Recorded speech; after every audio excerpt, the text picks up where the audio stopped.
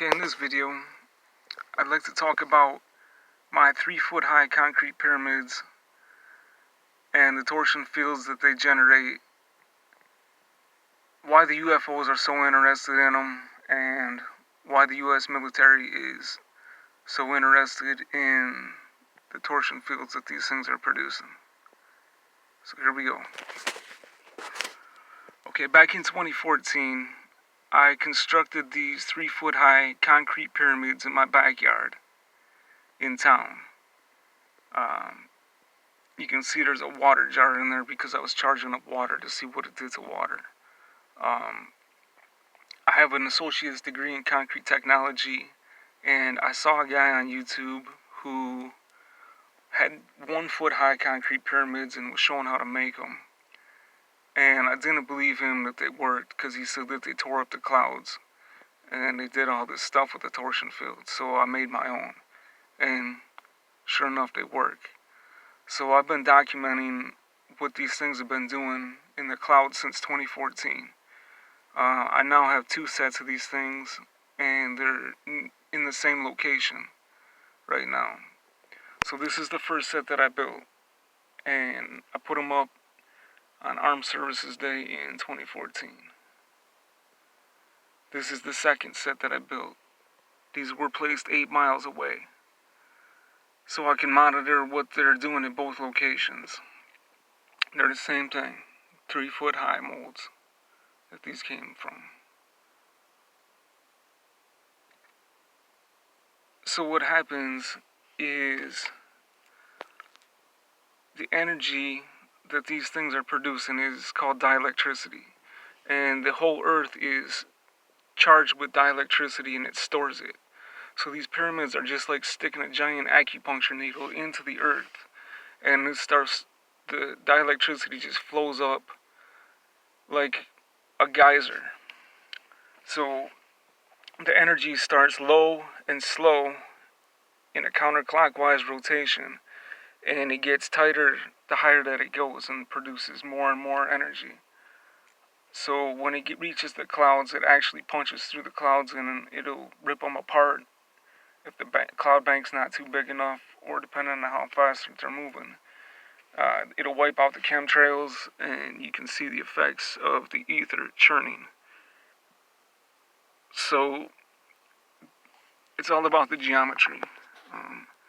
This here is a 6-sided one. There's 6 pyramids in there, and it acts basically like a magnet. Here would be all your magnetism on the outside periphery, and here would be all your dielectricity in the center. It's just tapping into that reservoir of the earth. It's the complete opposite of electromagnetism. So what it does is it starts making these clouds go into rotation. Here you can see it. It's like a funnel cloud. And the closer it gets to this field, so the field's about 1.5 miles in radius, so it only affects that area, depending on what the clouds are doing. So here it's shredding them. I know it's kind of hard to see on my computer here, but I want to show you all this, because when it really starts whipping, it starts producing awesome effects. So it's just punching these clouds. Everywhere you see the blue, that's where it's hotter than all the other spots. There's more effect. And I kept documenting all this because who's going to believe you when you tell them that you're affecting the clouds in the sky and that you're churning up the ether with your concrete pyramids on the ground? I wouldn't believe it if somebody told me unless they had proof. So here's my proof. So when these things really start tearing it up, here's what they do. They'll actually start splitting the cloud bank. You see this tornado vortices start forming. So what they were doing in 2014 here, they would be spraying chemtrails all the time because my spot in Michigan here is superly heavily weather modified, and I didn't like them spraying all the chemtrails over, so I started doing my own weather remodification program using my pyramids in the torsion fields. So when now they spray over the house, the chemtrails get wiped out and cut in half. Here's right after they sprayed. And they don't like that very much because they're trying to cover up the sun. And I don't think anybody has a right to take away my sunlight. Here's another example. And these things also attract mad UFOs. So here's what they do. It hole punches in the clouds. This is a meteorological term. It's called a hole punch. It's where this spot is hotter than all the surrounding spots. And it breaks through the clouds and you can see daylight, pure blue sky. Here's when they were going heavy spraying one day.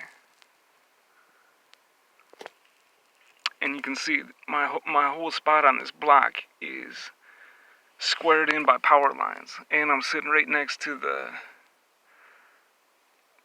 communications hub for the fiber optic in town and all the cable. So it's kind of like a perfect storm going on here. There's more spray and you can see the chemtrail getting eaten up by the torsion field. So here's one of the big days and what it was producing. This thing's really whipping on this day and you can see what it does to the cloud. That's the torsion field at work, and that's why the military is so interested in my little pyramids and my little spot. Because once I got these going, I moved this other set back to the other spot 8 miles away, so I have them really close right now. You can just see them whipping up those clouds. And if you zoom in, there's UFOs all through here. The activity had really increased in 2014 when I put these things up. It just started going wild. So here's what it does. It produces the Chernikov radiation, turns the clouds blue before it starts wiping them out. And that's what it does to their chemtrails. I'll show you a couple more examples real quick of when the two sets are together.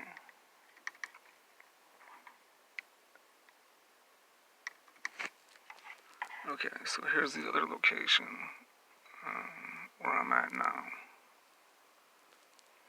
There you can see the pyramid right here, and then the other one's off over here, so it's doing the same thing.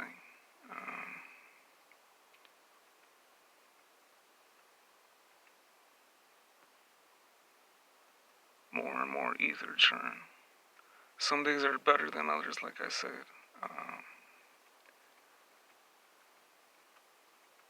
Let's try and get the good ones here. But it just shreds the incoming clouds as it gets caught up in the field constantly. And apparently once you move the pyramids from where they were sitting, the vortexes stay where they're at. So here's another thing where it's splitting the clouds in half, just like you saw in that picture from 8 miles away. It's doing the same thing. It just tears up these clouds.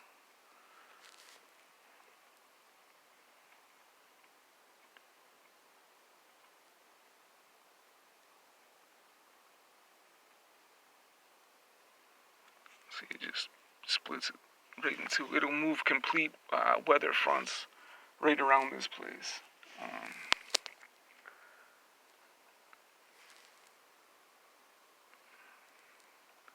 You can just see how the clouds swirl. Here's another hole punch.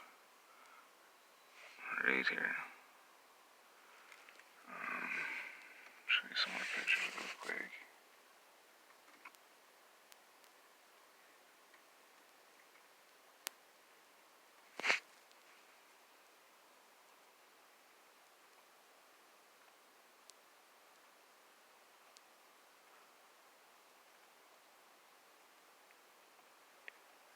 Some of them aren't real great. You can see the swirl. I'm just trying to document what they're doing on like better days. Okay, here they're really starting to rip. This is a really good day for them. The conditions have to be just right. And after 5 o'clock is when the D layer burns off the lower atmosphere, and it really starts producing extreme torsion. So after 5 o'clock is when to watch these things. But it's just shredding the stuff right here, as you can see.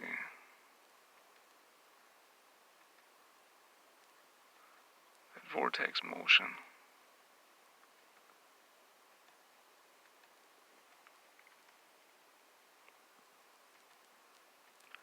It just scatters the clouds as they come in. It's like a giant blender. It churns the ether.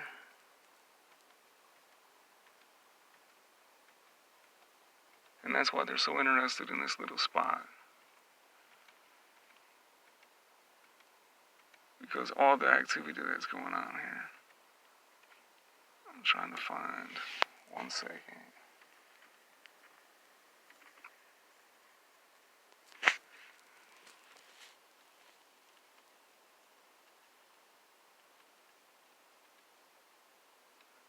Okay, here's where this thing's really whipping.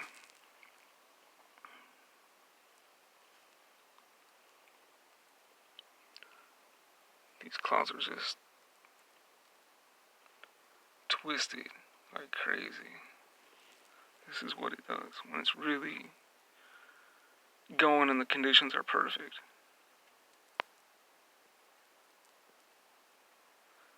These are the effects of the concrete pyramids tapped into the dielectricity of the earth, causing ether torsion.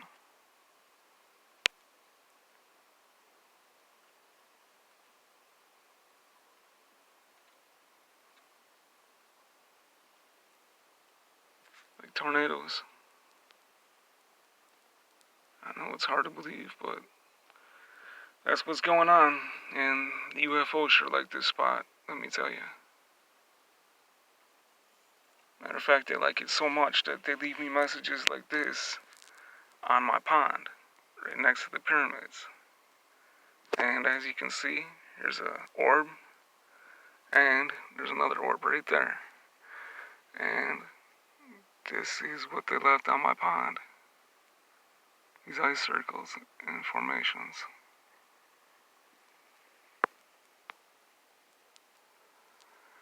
So, apparently I'm doing something right, and I'll continue to show more and more proof of my pyramid torsion fields at work. Thanks for watching. Please check out my other videos.